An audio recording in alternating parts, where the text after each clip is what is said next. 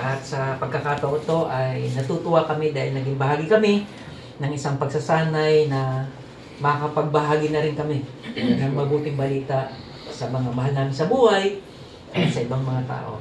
Gamitin mo ang pagsasanay nito. Humihiling kami ng karunungan sa inyo.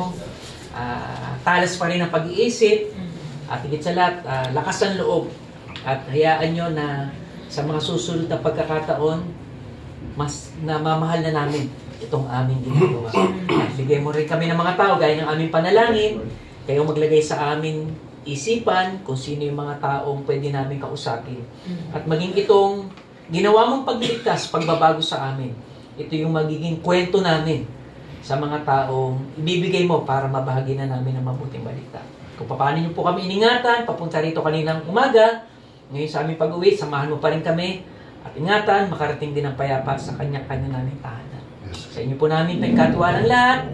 Maraming salamat po. Purihin ka sa pangalan ng aming Panginoong Jesus. Ang dalangin namin sa iyo. Amen. Amen.